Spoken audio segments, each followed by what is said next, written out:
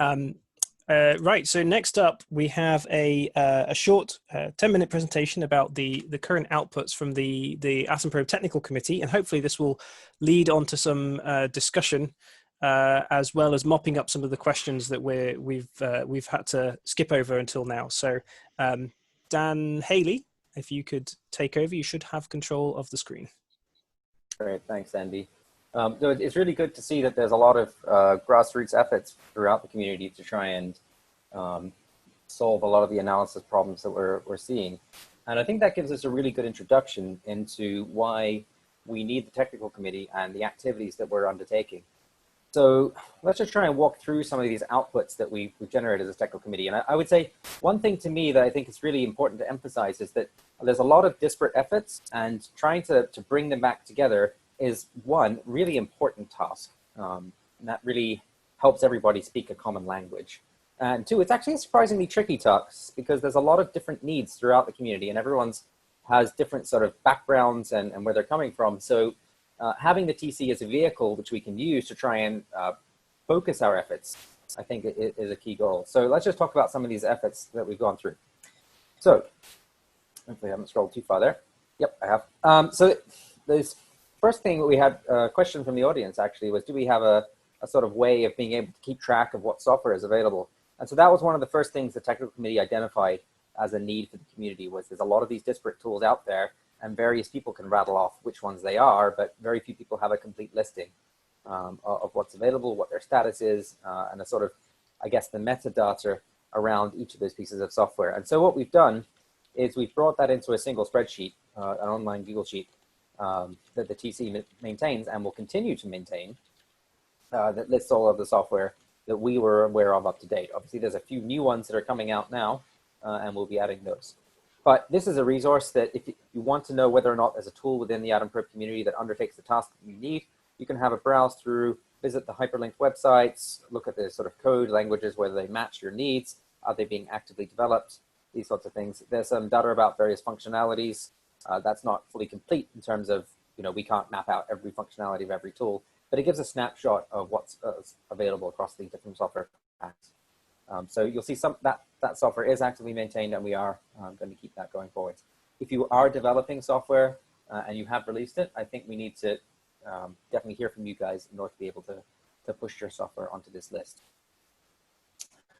So a lot of the discussion we've had today is about data identification, sort of doing things like discovery and provenance.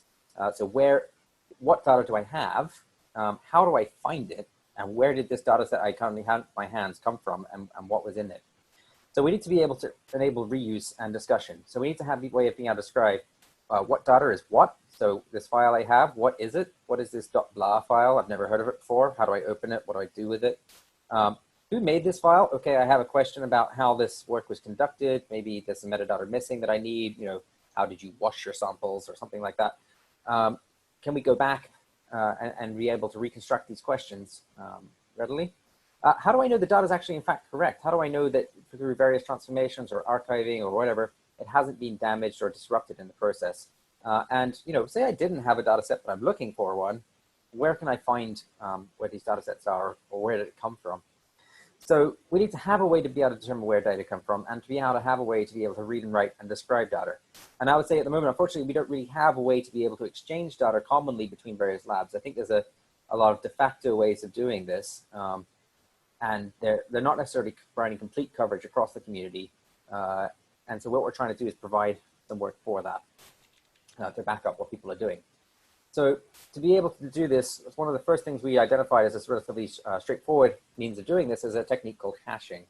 And this answers a few questions, which I'll get to. But first, let me describe what a hash actually is. It's essentially a file fingerprint. If you take in the file in terms of its contents, ignore the file name, and you run it through an algorithm, you can basically generate a fingerprint for that. And it looks like a bunch of letters and numbers. Okay. So what we could say is that, each of these fingerprints individually describes a very specific file.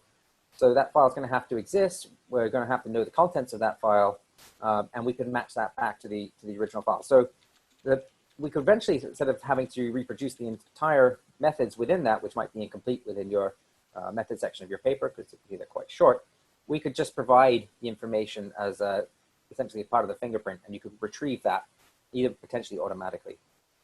It doesn't really depend on how you choose to name it. So one of the advantages of hashes is that they're distributed. You only need to have the file in order to be able to create the hash. And so the other advantage is that the hash as a fingerprint is one way. So you can't reconstruct the contents of the file from that set of digits. There's a huge amount of information within an Atom Probe run, and we've managed to compress it down to something that fits across my screen. So there's no way to reverse that. So that's important from a commercial sensitivity point of view. A lot of labs are publishing or analyzing data which is potentially commercially sensitive. The hash protects that. And so you can still publish your hash of your data even if you don't want to publish the data itself. And so you can also guarantee that a particular file you might have in your hand matches that. So let's just walk through a quick example here. So some of the benefits we've got is the fingerprint proves the existence of a file. So if someone has pre-published the hash, you know when I generated that original data. The fingerprint is also vendor neutral. It means that because I'm only looking at the contents of the data, it doesn't matter how you structure that data. It doesn't matter who created that data. Anyone can generate a hash at any point in time. So it's vendor neutral. It works anywhere, it works anytime. It only takes a fraction of a second on any computer. You can really build those up very quickly. And so you can prove that a data set exists even before you publish the contents of the data set. You can say that I have data set 1 with hash 1234, and later you can come back and say, look, here is the data set 1234, and here are the contents, the one that I said in the paper, and I was under embargo for 12 months. And you can prove that those actually directly match to each other. So it provides a unique and very clear tracking mechanism. And this really helps with compliance with FAIR. It's part of the findable part of it, because I can research directly using that hash. It's part of the sort of reusable bit, because I can track back to where that data came from.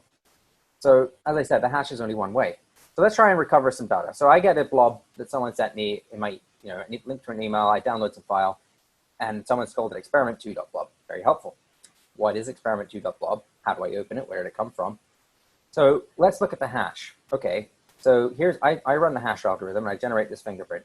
I then search through a set of text files that are either available online or on my computer, and it shows up in the Oxford Atom Probe group listing. So if you were to search for this in the appropriate location online, you would in fact see that this turns up in Oxford's published list. And it was experiment R83-06086. So I didn't have to know anything about the file. I didn't have to worry about the contents or the name. I was able to directly match that back to both Oxford's experiment list. I know that they did that on the 9th of June or before, because they published that hash on the 9th of June. I know which experiment it is, and I know that the file, importantly, is intact. It hasn't been damaged in any way, because I can match that back to Oxford's list. So what we're saying as a TC is we would like to try and promote groups publishing their hash lists of their data set. And we've made software available, thanks to our students at Oxford, who are providing software to be able to do this. So any lab can simply just run that Python code, and it will generate a complete hash list of all of your data. You publish the hash. You haven't published your data, but you can prove exactly where that data set comes from. And if someone grabs a random data set, they don't need to know that R72 matches back to, I don't know, let's say Sydney. I don't think it's Sydney. And then I can contact the city people and say, by the way, I have R72 experiments on your list. Can you tell me a little bit more about it? So the next task we identified is this open data format. So a lot of labs at the moment are coming from different vendors. They're either building equipment themselves, they're working with other vendors that are disparate from various locations. And we need a common way to be able to communicate with each other. And so we've been working towards developing a standard which uses the HDF5 file format, which is a well-established container format, that will provide a vendor-neutral way to be able to communicate between labs. And what it's recording is essentially the machine output from an Atom Probe experiment. So at the moment, we're terminating our work at what comes out of the instrument. And so that should contain all of the information you need in order to be able to reconstruct and analyze the data set that came off that instrument. It will link back to sample databases. It will link to run conditions. It will link to which labs are running those experiments. All of this information will be available. And so that's a draft at the moment. We're looking to try and complete that and make that available soon. We've had an initial round of going through this, and there's a few more suggestions have cropped up, but we're hoping to complete that shortly. And so we've had agreement from various vendors around the world that they will help support this format going forwards. And so you'll either be able to use directly or import this into the software packages that you make available, that are made available. So in conclusion, what we're trying to do is to make all researchers' lives easier and to try and remove tedium. We're trying to create standard identifiers for data. We're trying to make things more discoverable, and we're trying to create reusable containers and systems to allow researchers to work with that. And this will maximize the benefit of what we do in Atom Perb research and minimize the amount of time that we have to spend trying to understand our file formats or code or write things and be able to work together in a common language. And this really is at the heart of FAIR, to be able to make research reproducible. The TC, in terms of issues that we see going forwards, is very happy to be contacted from the community.